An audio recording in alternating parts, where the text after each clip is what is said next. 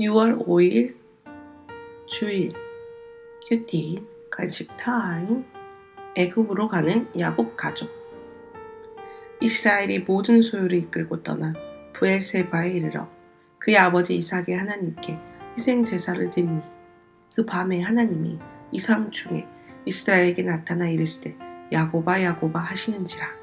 야곱이 이르되 내가 여기 있나이다 하매 하나님이 이르시되 나는 하나님이라. 내 아버지의 하나님이니 애굽으로 내려가기를 두려워하지 말라. 내가 거기서 너로 큰 민족을 이루게 하리라. 내가 너와 함께 애굽으로 내려가겠고 반드시 너를 인도하여 다시 올라올 것이며 요셉이 그의 손으로 내 눈을 감기리라 하셨더라.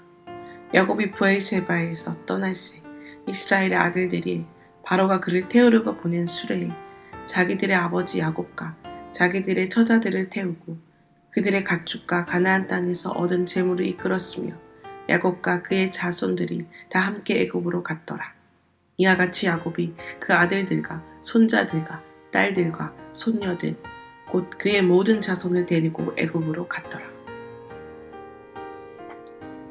본문 해설입니다. 요셉의 소식을 들은 야곱은 사랑하는 아들을 보고자 헤브론을 떠나 애굽으로 출발합니다.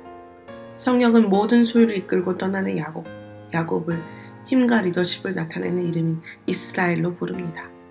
헤브론에서 남서쪽으로 36km 지점에 위치한 브엘세바에 이르러 야곱은 멈춰섭니다. 그리고 이삭이 세운 제단에서 곤고한 마음으로 하나님을 예배합니다. 그 밤에 하나님은 이상 중에 나타나 야곱아 야곱아 부르십니다. 야곱은 연약함과 하나님에 대한 의지를 나타내는 이름입니다. 하나님은 곤고한 마음으로 주님을 의지하고 부르는 성도를 결코 외면하지 않으십니다. 나는 중요한 일을 앞두고 누구를 찾으며 무엇을 합니까? 가난한 마음으로 브엘세바에서 언약의 하나님을 찾고 있습니까? 야곱은 130년의 험악한 세월을 보내면서 사람과 환경을 의지하는 것이 얼마나 덧없는 일인지 깨달았습니다. 하나님은 시간과 공간과 사람을 초월하십니다. 모든 것은 변하지만 하나님의 말씀은 영원합니다. 그런 하나님이 야곱에게 애굽으로 내려가기를 두려워하지 말라고 하십니다. 애굽으로 가기 두려워하는 야곱에게 하나님은 그를 보호할 것을 약속하시면서 거기서 하나님의 축복을 이루겠다고 말씀하십니다. 하나님의 말씀 없이 가는 애굽은 아브라함에게 위험과 수치의 장소였지만 하나님의 약속 아래 가는 애굽은 야곱에게 축복의 장소가 됩니다. 애굽으로 내려가기를 두려워하는 내게 하나님은 어떤 보호와 인도와 축복의 약속을 주셨습니까? 야곱은 하나님께 희생제사를 드리는 가운데 이상 중에 나타나신 하나님을 만나고 자신을 통해 하나님의 언약이 애굽에서 성취될 것을 알게 됩니다. 그러다 지체하지 않고 브엘세바를 떠납니다. 마음의 불안과 동요가 사라진 야곱은 이제 평안과 담대함으로 그의 모든 자손을 데리고 애굽으로 향합니다. 하나님의 말씀과 약속을 붙잡은 야곱은 새로운 힘과 리더십으로 하나님의 축복을 받고자 가족을 이끕니다. 그리하여 문제 많던 야곱의 아들들이 이스라엘의 아들들로서 야곱과 처자들을 수레에 태우고 모든 가축을 이끌며 애굽으로 갑니다. 하나님의 사명과 약속이 있는 곳을 향해 모든 가족과 재물을 데리고 가고 있습니까? 내가 말씀대로 순종할 때 우리 가족도 내 뒤를 따라 말씀대로 순종할 것을 믿습니까? 기도하기입니다. 애굽으로 내려가다가 브엘세바에서 하나님을 예배한 야곱처럼 저도 하나님 앞에 엎드립니다. 사람과 환경을 의지하지 않고 오직 하나님만 의지하오니 주의 보호와 인도의 약속을 따라가게 하옵소서. 하나님의 사명과 약속에 있는 애굽으로 가오니 주의 은혜로 축복해 주옵소서. 묵상 간증입니다. 실수해도 괜찮아. 1년여의 취업 준비 끝에 얼마 전부터 저는 체험형 청년 인턴으로 한 공기업에서 일하게 되었습니다.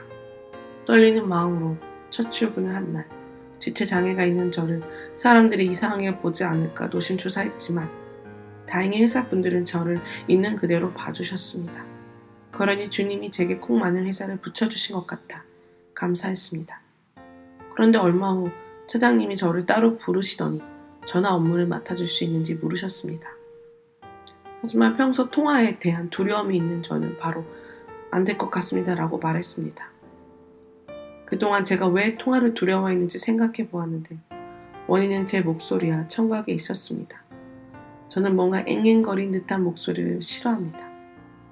게다가 보청기 없이 소리가 잘 들리지 않기에 사람들과 대화할 때 조심스러운 부분이 있습니다.